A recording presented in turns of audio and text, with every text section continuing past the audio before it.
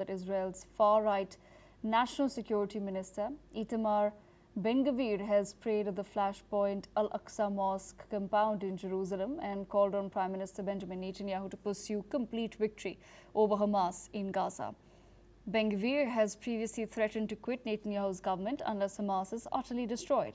His remarks come as Israel and Palestinian militant group Hamas are in deep but direct negotiations in Egypt to release all remaining Israeli hostages in Gaza and end the war. Let's listen in to what he had to say. אחרי הטבח הנורא, כאן בהר הבית יש ניצחון. בכל בית בעזה יש תמונה של הר הבית. אנחנו היום שנתיים אחרי מנצחים בהר הבית. אנחנו בעלי הבית בהר הבית. אני רק מתפלל שראש ממשלתנו יאפשר ניצחון מלא גם בעזה, להשמיד את החמאס, בעזרת השם נחזיר את החטופים וננצח ניצחון מוחלט.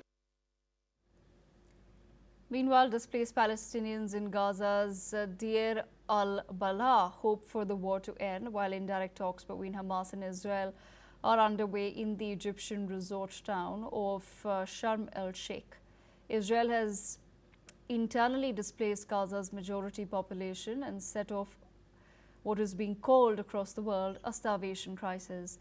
Multiple rights experts, scholars and a UN inquiry say that it amounts to genocide. Let's listen in to some of the displaced Palestinians.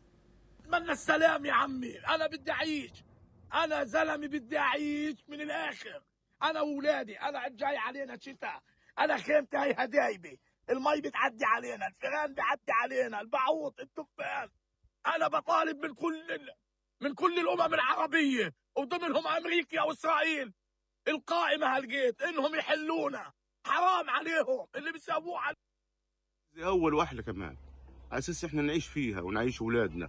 وين إحنا اليوم بنفكر الكل بيطلع داعي التهجير الطوعي، التهجير القسري. لا يا عمي، الغربة مش سهلة، بلادنا حلوة، بدنا إياها ترجع لنا وترجع لنا أحسن من أول، وربنا هيك نتمنى من الله إنه الأمور هذه ما تطول علينا.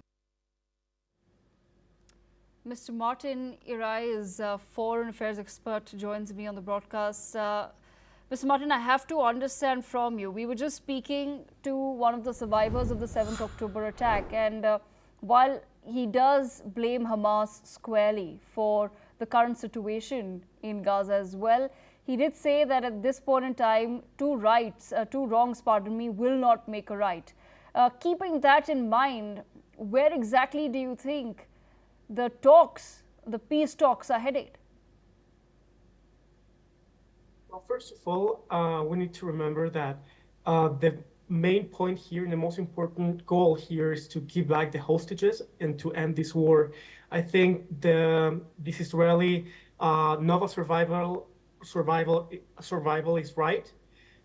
Nevertheless, also we need to understand the concern of Hamas surviving. I mean, after what happened, Hamas needs to be absolutely destroyed. But at the same time, Israel needs to make sure that there's no more collateral damage. I mean, the collateral damage performed in Gaza has been extremely high, unfortunately. And I think both sides need to cooperate to end this war as soon as possible. I think the agreement that Trump suggested is very fair.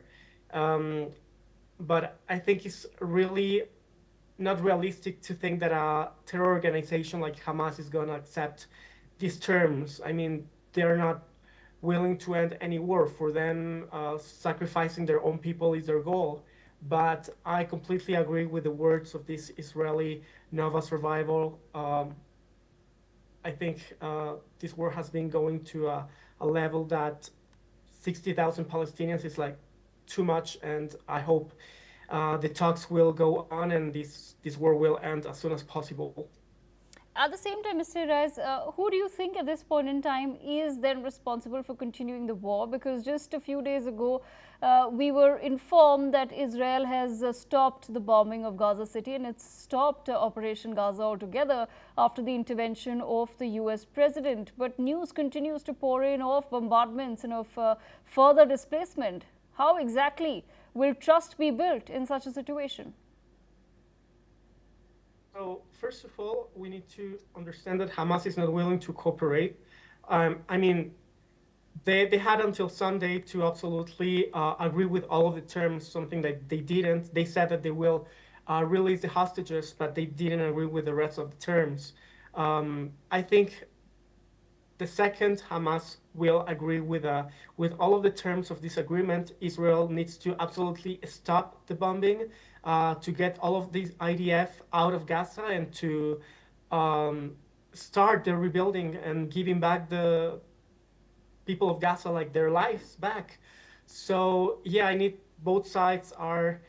This is a very difficult situation. I mean, a terror organization like Hamas cannot be trusted. I mean, I'm more concerned about trusting Hamas than the Israeli government. So it's a very difficult situation.